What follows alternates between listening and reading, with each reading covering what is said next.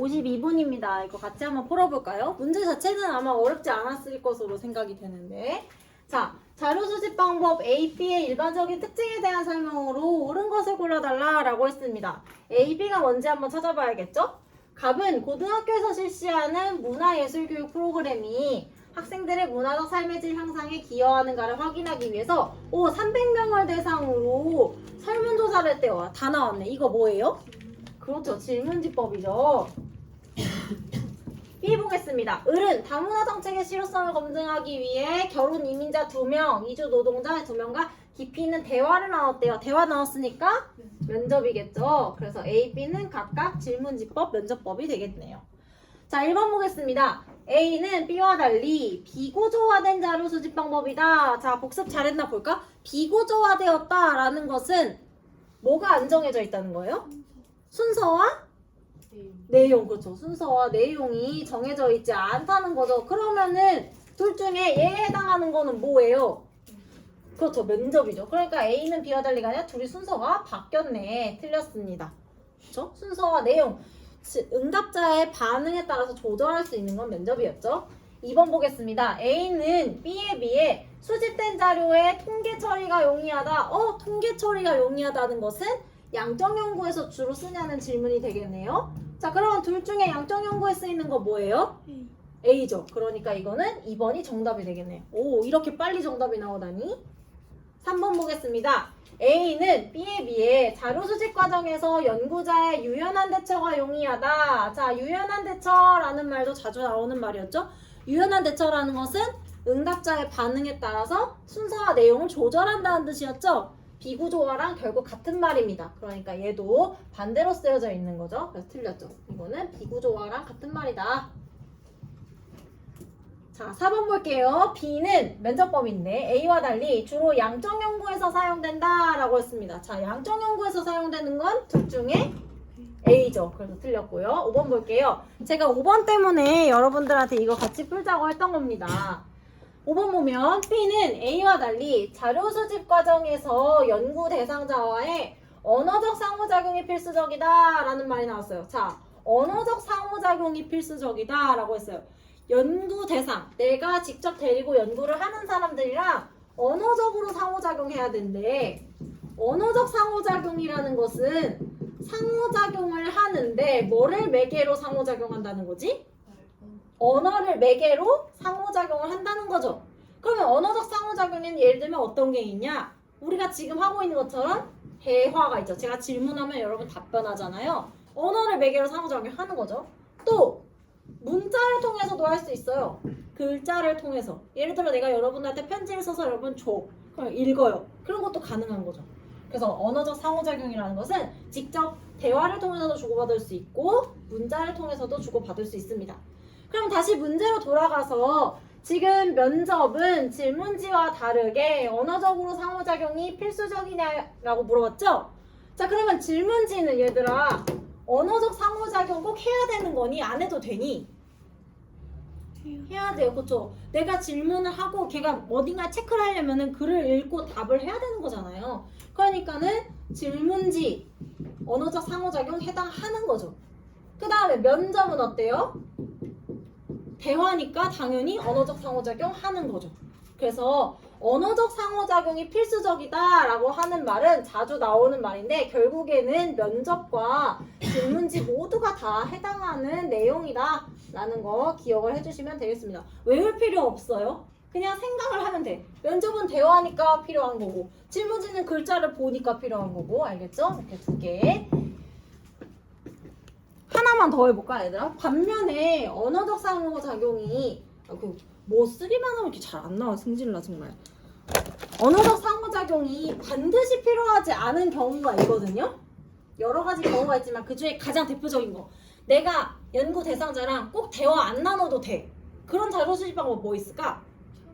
그렇죠. 대표적인 게 참여 관찰이죠. 참여 관찰은 말이 안 통하는 사람들이랑도 그냥 가서 보고만 있어도 되는 거니까 얘 같은 경우에는 언어적 상호작용이 필수적이지가 않은 거죠. 이렇게 비교해서 기억을 해주시면 됩니다. 가장 전형적인 언어적 상호작용이 필요 없는 방법이라서 비교하라고 소개한 거예요. 자, 넘어가서 우리 문제 또 풀어봅시다. 여러분 34페이지에 가보시면요. 문제가 있습니다. 3번 문항인데요. 그거 한번 풀어볼까요? 아까 이거 됐다. 네, 34쪽에 3번.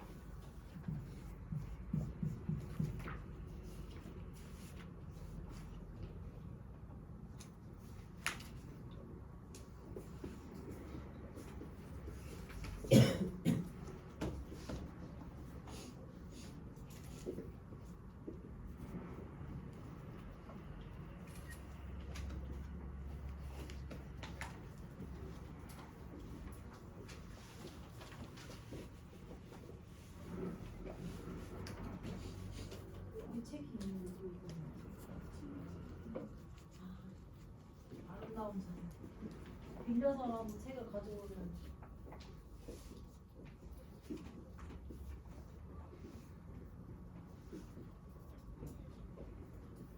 여러분 이 문제도 마찬가지로 문제를 풀 때 제발 문제만 째려보지 말고 이거 책 물려주게 할 거 아니잖아요. 딱 보면 자료 수집 방법 뭔지 알잖아요. 그렇죠? 그 자료 수집 방법 배울 때 우리가 요소를 많이 배웠어요. 여러 가지 요소를 찾으면서 문제를 풀면 답변을 할 때 시간이 오히려 더 줄어들죠. 왔다 갔다 안 하면서 봐도 되니까.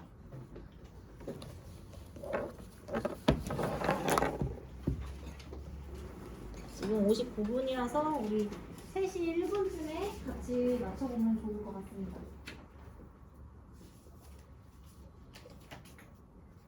제발 눈으로 보지 말고.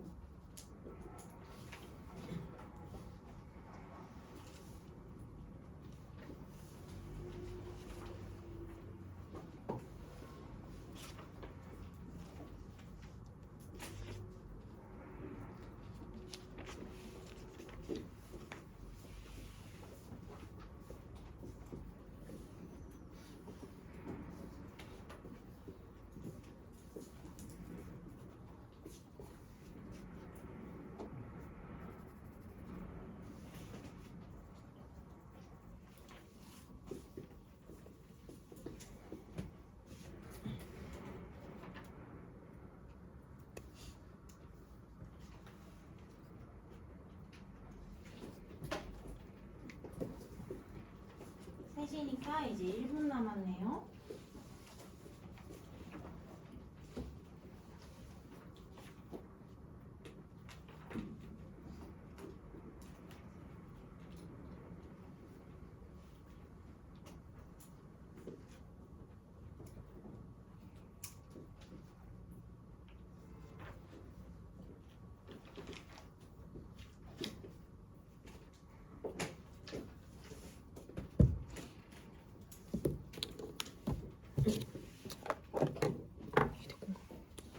어쩌지? 안 나온다. 아하, 자, 여러분 3시 1분입니다. 같이 한번 풀어보죠. 다음 자료에 대한 설명으로 옳은 것은 이렇게 얘기를 했고 이제 연구의 사례가 쭉 나오고 있습니다. 얘를 보고 우리가 양적 연구인지 질적 연구인지 그 다음에 어떤 자료 수집 방법을 썼는지를 확인을 해봐야겠죠. 첫 번째 문장부터 볼게요. 자체적으로 인재 양성 훈련 프로그램을 제작하여 운영하는 땡땡 기업 인력 양성 센터는 새로 개발한 2개의 인재 양성 훈련 프로그램 A, B가 땡땡 기업 직원들의 업무 역량 증진에 효과가 있는지를 살펴보기로 하였다라고 했습니다. 자, 첫 번째 문장을 보면은 이제 연구의 주제를 좀 알 수가 있어요. 이 연구 주제는 뭐인 것 같아요, 여러분? 연구 주제 뭘까? 이 연구 주제는? 알아보고자 하는 게 뭐야? 프로그램 A, B가 직원들의 업무 역량 증진에 효과가 있는지를 알아보고 싶은 거죠? 그러면은 지금 여기 제가 읽었던 첫 번째 문장에서 원인이 되는 변인과 결과가 되는 변인을 알아볼 수 있을 것 같은데 여기 첫 번째 문장에서 원인이 뭐예요? 우리 연구 주제에서? 그렇죠. 얘가 얘의 효과가 있는지를 알아보고 싶대요. 그러니까 새로 개발한 두 개의 프로그램 A, B는 원인이 되는 변수가 되겠죠. 그래서 독립변인이 되겠죠. 여러분 문제 풀 때 이거 메모 달았어요? 안 달았어요? 안 달았죠? 지나다니면서 보니까 안 달았더만. 그렇게 잔소리를 해도 이제 하면 되죠. 그 다음에 얘에 따라서 달라지는 건 뭐냐면은 직원들의 업무 역량이 되겠죠. 그래서 직원들의 업무 역량이 결과가 되는 변수고 그래서 얘를 종속 변수다라고 해야겠죠. 종속 변인. 그쵸? 자, 그 다음에 이제 두 번째 문장 한번 볼게요. 이를 위해 땡땡 기업 직원 중에 연구에 동의한 직원 55명을 대상으로 실무 능력 검사를 실시했다고 합니다. 자, 처음에 애들 데려다가 실무 능력 검사를 실시를 했어요. 그러고서 나서 실무 능력 지수가 유사한 직원 20명을 선발해가지고 각각 10명씩 두 개 그룹으로 나누었다라고 했습니다. 지금 여기까지 읽어봤을 때 우리가 수업 시간에 실험법 예시 들었던 거랑 비슷하지 않아요? 비슷한 상태의 화분 두 개를 데려다가 그룹으로 나누어서 하나는 실험 집단, 하나는 통제 집단 이렇게 했잖아요. 얘도 지금 상황이 비슷한 거죠. 그리고 처음에 실무 능력 검사를 실시를 해서 둘의 상태가 유사한지를 파악을 했잖아요. 그러니까 지금 이 빨간색 실무 능력 검사는 결국에는 실험에서 사전 검사의 역할을 하겠죠. 물론 뒤에 봐야 알겠지만 현재로서는 그럴 가능성이 커 보입니다. 자, 그 다음에 마저 뒤에 볼게요. 이들을 인력 양성센터에 입소시켰대요. 그리고서 한 그룹에는 지금 그룹이 뭐냐면은 A를 처치를 해줬대요. 한 그룹에는 프로그램 A를 처치하고 다른 한 그룹에는 프로그램 B를 적용하였다라고 했습니다. 그러니까 지금 절차를 보면은 실무 능력 검사를 하고 그쵸? 두 개의 팀을 나눠가지고 A 집단, B 집단을 나누어서 A를 처치하고 B를 처치를 한 거죠. 그쵸? 그런 상황이네요. 그 다음에 퇴소 전 다시 실시한 실무 능력 검사를 통해 프로그램 A를 적용한 그룹에 속한 직원들의 점수는 기존의 점수와 차이가 없는 것으로 나타난 반면 프로그램 B를 적용한 그룹에 속한 직원들의 점수는 기존 점수와 비교해 통계적으로 유의미한 수준으로 상승했음을 확인할 수 있었다. 마지막 문장이 너무 길다. 위에서부터 보면 퇴소 전에 다시 실무 능력 검사를 실시를 했대요. 그쵸? 그러면 얘는 사후 검사가 되겠죠? 똑같은 검사를 한 번 더 했으니까. 그래서 또 요 사이에 실무 능력 검사를 했어요. 그쵸? 그렇게 하고 나서 얘랑 얘를 비교를 해봤을 때 A그룹에 속한 직원들의 점수는 기존의 점수와 별로 차이가 없었고 B를 한 애들은 기존이랑 통계적으로 유의미하게 차이가 있었대요. 그러면 여기서의 결론은 뭘까? 우리가 이 실험을 통해서 알 수 있는 것은 프로그램 A와 B 중에 뭐가 효과가 있다? B. 그렇죠. 프로그램 B만 효과가 있는 거죠. A는 지금 효과를 알 수가 없는 그런 상황이 되겠다라는 거죠. 자, 그러면 다시 문제를 돌아가서요. 우리 아까 이 인력 양성센터에서 A를 처치한 그룹이 있었고 B를 처치한 그룹이 있었잖아요. 그렇죠? 우리가 일반적으로 처음에 봤던 화분 키우기 실험을 생각해 봤을 때 하나는 이제 독립변인을 처치했던 실험 집단이었고 하나는 아무것도 처치를 안 한 통제 집단이었잖아요. 근데 이 실험에서는 그러면은 실험 집단은 어떤 집단이고 통제 집단은 어떤 집단일까?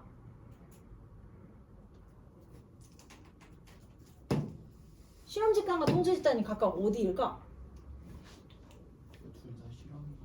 맞아요. 왜? 얘들아, 실험 집단이 뭐라고 했었지? 처음에 배울 때? 뭐를 처치한 집단? 얘들아, 계속 복습을 해야지. 실험 집단은 독립변인을 처치한 집단이라고 했잖아. 그쵸? 그래서 우리도 실험할 때 물 공급이 성장에 미친 영향이라고 했을 때 물을 준 애가 실험 집단이라고 했잖아요. 이 실험에서는 독립변인이 뭐예요? 돌아가서 보면 두 개의 인재양성 훈련 프로그램 A, B가 둘 다 독립변인이에요. 그쵸? 그러니까 A를 처치한 집단도 B를 처치한 집단도 모두 다 독립변이를 처치했기 때문에 실험 집단이 되는 거예요. 둘 다. 그러니까 우리는 메모를 다룰 때에 여기 두 개의 물결을 달아놓은 얘네는 둘 다 실험 집단이다 라고 달아놔야겠죠. 그래서 수험생들이 잘 헷갈리기가 쉬운 게 처음에 실험법이라는 자료 수집 방법을 배울 때 실험 집단과 통제 집단 두 개가 존재하는 가장 일반적인 모델을 배우기 때문에 다른 문제를 풀 때에도 늘 실험 집단이 있으면 통제 집단이 있어야 된다고 생각을 하고 문제를 푸는 경우가 많거든요. 근데 그렇게 헷갈리지 마시고 항상 유념할 건 독립변이를 처치하면 실험 집단, 안 했으면 통제 집단 이렇게 생각을 하셔야 된다. 속으면 안 됩니다. 그것 때문에 이거 풀자고 한 거예요. 자, 그러면 1번부터 같이 볼게요. 1번 기억은 종속변인에 해당한다. 기억이 지금 뭐냐면 제가 꺽쇠 표시했던 독립변인이죠. 그래서 이거 아니고 2번 볼게요. 니은은 모집단, 디귿은 표본이다 라고 나왔죠. 이거 모집단이 뭐지 얘들아? 설명할 때 모집단이 뭐라고 했어요? 예를 들어 대통령 지지도에 대한 여론조사를 한다. 그러면 그 경우에 모집단은 누구라고 했지? 그렇지, 대한민국 국민. 그러니까 연구자가 궁금하게 생각하는 대상 전체가 모집단이 되는 거예요. 그러면은 이 실험에서 여기 실험 주제가 여기 검정색 부분에 있는데 연구자는 지금 누가 궁금한 거예요? 어떤 사람들을 대상으로 지금 궁금증이 있어? 기업 직원. 그렇죠. 땡땡 기업 직원들이 어떻게 되는지가 궁금한 거잖아요. 그러니까 이 실험에서는 모집단은 땡땡 기업의 직원들이 되겠죠. 근데 지금 니은은 뭐냐면 동의한 직원 55명이에요. 그러니까 얘는 아니죠. 잘못 쓰여져 있는 거예요. 니은이 모집단이 아니라 땡땡 기업 직원이 모집단이 되는 거죠. X를 여기다가 할 거예요. 여기가 아니죠. 그럼 디귿은 맞게 됐나 봅시다. 디귿은 지금 뭐냐면은 실무 능력 지수가 유사한 직원 20명이에요. 이 20명을 10씩 나눠가지고 이렇게 연구를 진행했었죠. 그게 표본이래. 표본이 뭐였지 얘들아? 뜻. 표본의 뜻이 뭐였지? 내가 그렇지. 모집단을 다 조사할 수 없으니까 일부분만 뽑아서 그 사람들 대상으로 연구하는 거라고 했잖아요. 여기도 마찬가지지. 땡땡 기업 직원 전체가 어떻게 될지 난 궁금하지만 다 할 수 없으니까 수명 데리고 한 거 아니에요. 그러니까 얘는 표본이 맞죠. 그래서 여기는 잘 됐어요. 근데 니은이 문제예요. 그래서 니은 틀렸어요. 2번이. 3번 볼게요. 리을과 미음은 모두 실험 집단이다. 아까 말씀드렸죠? 둘 다 독립변인 처치했으니까 실험 집단이 맞죠. 그래서 3번이 정답이 되는 거고요. 4번 볼게요. 비구조화된 자료 수집 방법을 사용하였다. 비구조화되었다는 것은 아까도 봤던 것처럼 내용과 순서가 정해져 있지 않은 거잖아요. 이거는 주로 질적 연구에서 많이 사용하는 면접이나 참여관찰법이죠. 근데 얘는 지금 실험이니까 아니죠. 구조화가 너무 잘 되어 있고.